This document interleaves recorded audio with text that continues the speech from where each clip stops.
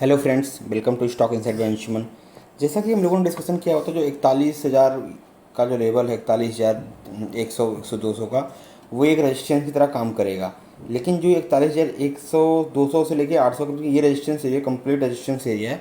लेकिन बाजार में आप देख रहे हो एक बहुत मोमेंटम हुआ है। आप देख रहे हो, मतलब रेयर केस में बाजार में ये वाला मोमेंटम देखने को मिलता है जो आज देखने को मिला है। जनरली 1 2 3 कैंडल बाद एक निगेटिव कैंडल देख रहे हो आपको मिलनी है। 1 2 कैंडल निगेटिव कैंडल आपको इस तरीके 1 2 निगेटिव कैंडल आपको, मतलब जो बाजार में मोमेंटम जनरली होता है ये इस तरीके से पॉसिबल नहीं है जो तरीके से मार्केट ने किया है। 1 2 निगेटिव कैंडल देख रहे हो, 2 कैंडल निगेटिव, एक फिर बुलिश कैंडल आपको देखने को मिल जाएगी दो। तो इस तरीके बाजार में देख रहे हो, एक बुलिश निगेटिव, 1 2 3 4। यहाँ पे जो कैंडल होती है देखो, इसकी हाइट थोड़ी सी कम, इसकी लेंथ इन कैंडल्स से ज़्यादा है, इन 2 कैंडल्स की हाइट थोड़ी सी कम है। तो जब भी बाजार में इस तरीके का मोमेंटम हो तो एक चीज़ जब भी हमेशा देख लो, कहीं भी हुआ हो 3 वीक अगर बाजार पॉजिटिव है, चौथे वीक में उसको गिरना ही गिरना है, देख रहे हो। तो इसके पहले कहीं भी हुआ 2 कैंडल पॉजिटिव, तीसरी निगेटिव। तो बाजार में यहाँ पे निगेटिव कैंडल बननी चाहिए थी आज, जो कि एक्सपेक्टेड थी डेली चार्ट पे, लेकिन जो कि नहीं हुआ। तो अभी एक बार देखते हैं हम लोग डेली चार्ट पे क्या पोजीशन हम लोग कर सकते हैं, क्या काम हो सकता है।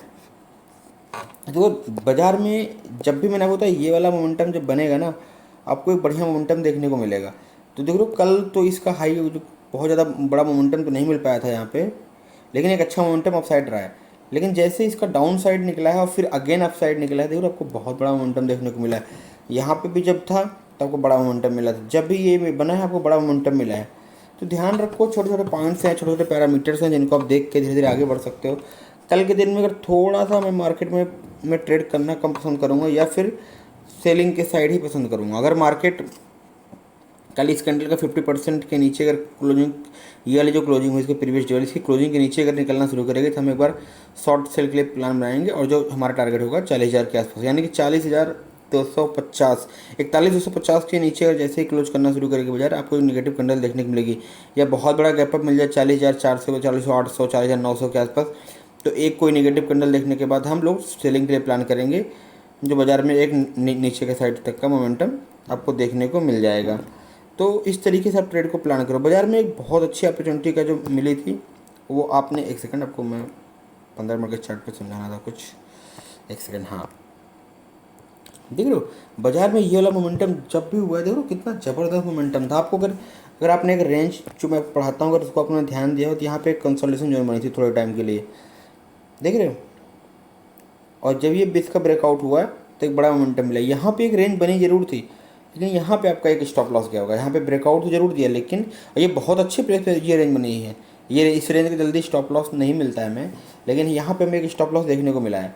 यहाँ पे अगर इसका ब्रेकआउट होता तो अगेन आपको 41,000 वाला लेवल जो था यहाँ तक बाजार आपको देखने को इजीली देखने को मिलती, लेकिन यहाँ से बाजार इमीडिएट रिवर्स हो गई। अभी बाजार में एक नेगेटिव सेंटीमेंट बना हुआ है, लेकिन अभी इसको कंप्लीट नेगेटिव हम नहीं मान सकते जब तक इसके नीचे नहीं आएगी।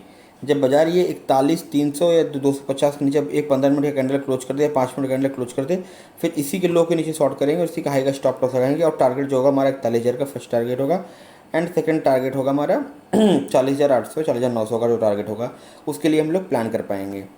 तो अभी देख रहे हो 5 मिनट के चार्ट में क्या मोमेंटम हो, मतलब ये एक अमेजिंग डे था। ये इसको किसी ने एक्सपेक्ट नहीं किया होगा, इतना बड़ा मोमेंटम हुआ। इनफैक्ट मैंने भी नहीं किया हुआ था कि और इतना बड़ा प्रॉफिट हम लोग कैप्चर कर पाएंगे। तो यहाँ पे देख रहे हो एक रेंज बनी, ब्रेकआउट, रिटेस्ट, बूम। तो आप हमेशा ट्रेलिंग स्टॉप लॉस यहीं पे काम आता है।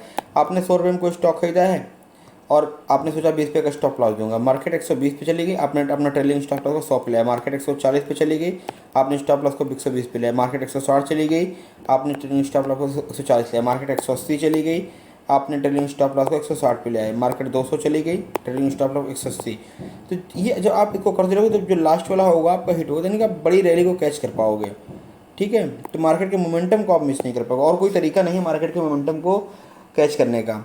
तो आशा करता हूँ आपको ये सब चीज़ समझ में आ रही है। अगर आप बाइंग के लिए इसके ऊपर सोचेंगे, लेकिन बिल्कुल हाफ क्वांटिटी में सोचेंगे, या फिर इग्नोर ही करना है कल के लिए, क्योंकि कल एक्सपायरी भी इसके ऊपर ट्रैपिंग जोन है ये वाला भी, क्योंकि मार्केट ऑलरेडी बहुत हाई जा चुकी है। तो इतना बड़ा मोमेंटम मार्केट को डाइजेस्ट करने के लिए भी चाहिए, डाइजेस्ट करने के लिए इसको 1 से 2 दिन चाहिए। उसके बाद ही मंडे के सेशन में हम लोग डिसाइड करेंगे मार्केट कहाँ जाने वाली है। अभी सबसे बेहतरीन ट्रेड इसके नीचे जैसे निकलना शुरू करेगा आपको सेलिंग अपॉर्चुनिटी मिलेगी, जो आपको 40,000 के पॉइंट तक आ सकती है। कल एक्सपायरी भी है, थोड़ा ध्यान से देना। एक्सपायरी के पहले ये मोमेंटम देखो, इतना बड़ा गैप डाउन खुलने के बाद 500-700-800 पॉइंट गैप डाउन खुलने के बाद मार्केट में इतना बड़ा रिवर्सल किसी ने एक्सपेक्ट नहीं किया था, लेकिन मार्केट में आज ये हुआ है। तो कल के दिन हम लोग सेलिंग के साइड ही प्लान बनाएंगे, बाइंग के साइड कोई इंटरेस्टेड नहीं है। तो एक बार आप लोग निफ्टी के चार्ट में और देख लो, सेम स्टोरी बन रही है कि हम लोग कल बाइंग के लिए इंटरेस्टेड नहीं है, सिर्फ सेलिंग के लिए ही हम लोग सोचेंगे। देख लो कितना ज़बरदस्त मोमेंटम हुआ है। जब भी आप इस तरीके का मोमेंटम मिले, आप एक ट्रेंड लाइन हमेशा ड्रॉ करके रखो, जो भी आपका पैरामीटर चल रहा हो, जब भी इस ट्रेंड लाइन को फॉलो करते चले, जब भी इसको ब्रेक करेगा तो एक बढ़िया मोमेंटम आपको देखने को मिलेगा। तो जो स्टॉप लॉस होगा, एक आधी स्टॉप लॉस भी जाएगा, ऐसी बात नहीं स्टॉप लॉस नहीं जाएगा। जब भी आपको ट्रेंड लाइन मिले तो आप उसको ट्रेंड लाइन को ब्रेक करोगे तो आप ट्रेड करोगे तो बढ़िया मोमेंटम मिलेगा। अगेन जब इसका ब्रेकआउट हुआ है, यहाँ पे एक बार मान लो आपको छोटी प्रॉफिट मिलेगा तो स्टॉप लॉस हुआ है। अगेन जब ये ब्रेकआउट हुआ है तो आपको देख लो कितना बड़ा मोमेंटम मिला है, और कितने मिनट में हुआ है, सिर्फ 15-20 मिनट के अंदर में इतना बड़ा मोमेंटम आपको देखने को मिला है। यानी कि 18,100 के आसपास से 18,000, यानी कि 100 पॉइंट का मोमेंटम आपको इजीली मिला है।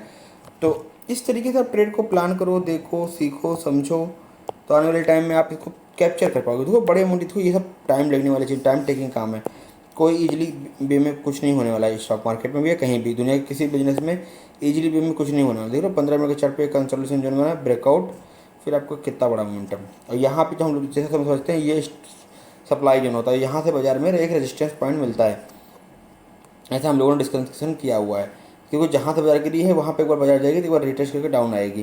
तो बाजार ने वो वाला मोमेंटम कंप्लीट कर लिया है। कल बहुत बड़ा गैप डाउन और बहुत बड़ा गैप अप के सिनेरियो में हम लोग कैसे ट्रेड करेंगे, निफ्टी और बैंक निफ्टी दोनों के लिए समझा रहा हूँ।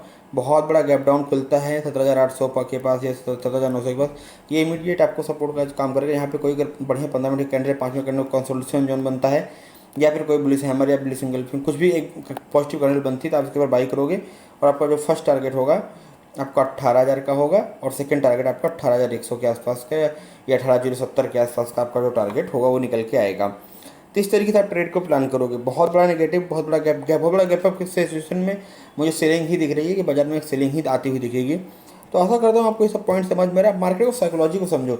जहाँ आप बेचने की सोचोगे बाजार वहाँ से ऊपर जाएगी, जहाँ आप खरीदने की सोचोगे वहाँ से बाजार नीचे आएगी। तो आप साइकोलॉजी को समझने की कोशिश करो।